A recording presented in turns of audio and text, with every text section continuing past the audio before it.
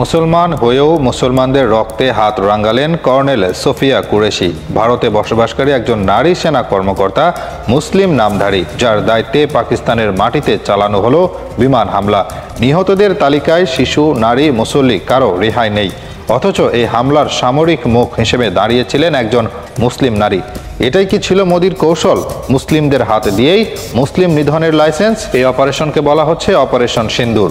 সিন্দুর একটি হিন্দু নারীর পরিচয়ের প্রতীক, যেখানে রক্তের মতোই লাল এই পবিত্র চিহ্ন, কিন্তু সেই নামেই পাকিস্তানে চালানো হলো ক্ষেপণাস্ত্র হামলা।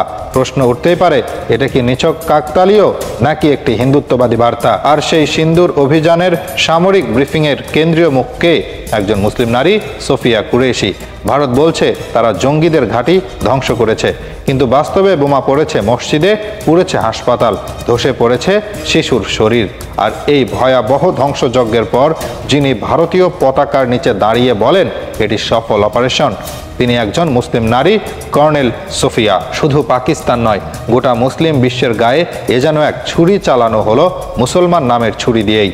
এখানে প্রশ্ন একটাই, এই মহিলার পরিচয় কি শুধুই ইউনিফর্মে সীমাবদ্ধ?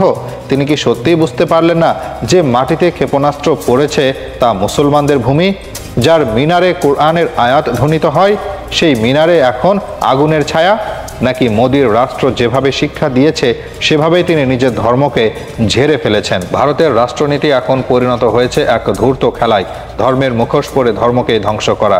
কর্নেল সোফিয়া কুরেশি যেন সেই হিজাবহীন সৈনিক, যিনি শপথ নিচ্ছেন ভারত মাতা কীর্তনে, কিন্তু বন্দুক তাক করে আছেন মসজিদের দিকে।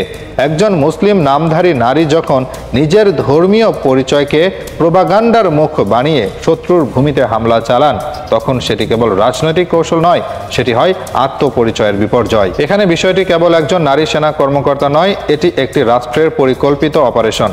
মোদির ভারত জানে সরাসরি হিন্দুত্ববাদ দিয়ে মুসলমানদের বিরুদ্ধে হামলা চালালে বিশ্ব প্রতিক্রিয়া আসবে, তাই তারা বেছে নিয়েছে মুসলিম মুখ, মুসলিম নাম, মুসলিম জনমনে ইউনিফর্ম। যেন প্রমাণ করা যায় আমরা ধর্মান্ধ নই, অথচ আসল খেলা চলে ভিতরে, যেখানে শিকার শুধুই মুসলমান।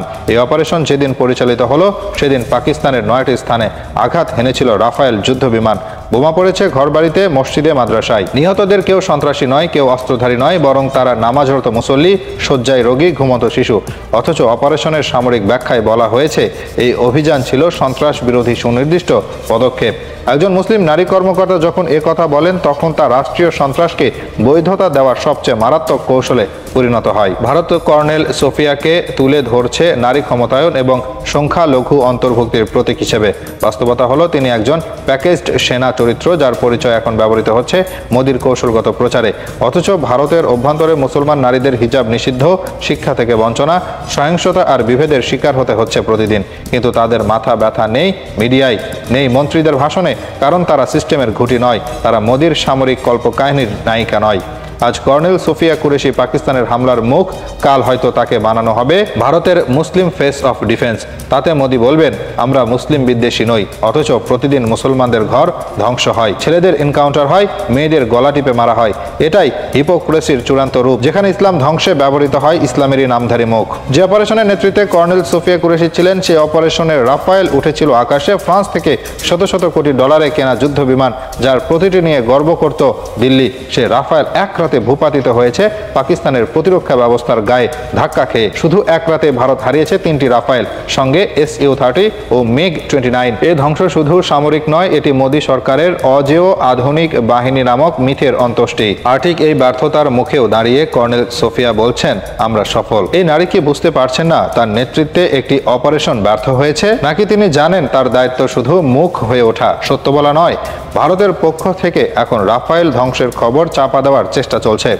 রাষ্ট্রীয় মিডিয়া অস্বীকার করছে, মন্ত্রীরা চুপ, কিন্তু পাকিস্তান দেখিয়েছে রাফায়েলকে নামানো যায়। সেই ছবিগুলো ছড়িয়ে পড়েছে বিশ্ব মাধ্যমে, যেখানে ভারতের গর্ব ধসে পড়ছে ধ্বংসস্তূপে। অথচ কেউ একবারও প্রশ্ন করছে না এই অপারেশনের নেতৃত্বে কে দিচ্ছিল, সেই কর্নেল যাকে মোদী সরকার ব্যবহার করেছে এক মুসলিম মুখ হিসেবে। এটাই মোদীর বড় অর্জন, একজন মুসলিম নারীকে বেছে নিয়ে তাকে যুদ্ধের মুখ বানিয়ে বিশ্বকে বোঝাতে চাওয়া, দেখো আমরা উদার, আমরা শোষক নই। অথচ বাস্তবে সেই মুসলিম নারী হয়েছেন হিন্দুত্বের অন্যতম অস্ত্র, যার কথায় বৈধতা পেয়েছে মসজিদে ক্ষেপণাস্ত্র, শিশুর দেহে আগুন। পাকিস্তানে যারা নিহত হয়েছে তারা ছিল মুসলমান, তাদের কেউ জঙ্গি ছিল না, তারা ছিল নামাজরত, ঘুমন্ত, অসুস্থ, নিরাপরাধ।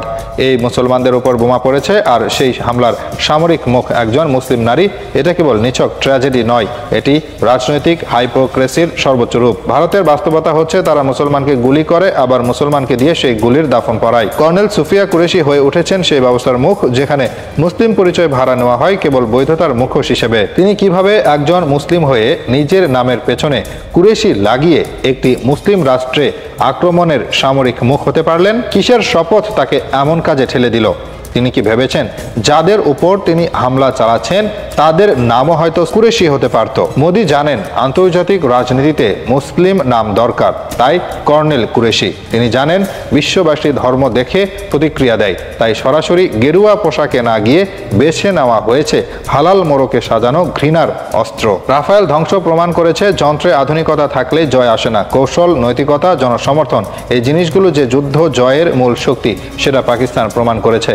আর কর্নেল সোফিয়া প্রমাণ করেছেন একজন মুসলিম হয়ে শুধু বাহিনীর সদস্য হলেই চলবে না, আত্মপরিচয়ের দায় ও বিবেকহীনতা ইতিহাস ক্ষমা করে না। তিনি হয়তো সফল সামরিক অফিসার, হয়তো প্রশংসা পাচ্ছেন দিল্লির অফিসগুলোতে, কিন্তু বিশ্ব মুসলিম তাকে মনে রাখবে সেই নারী হিসেবে যিনি নিজের ধর্মের নাম নিয়ে অন্য মুসলমানের বুক ছিঁড়েছেন।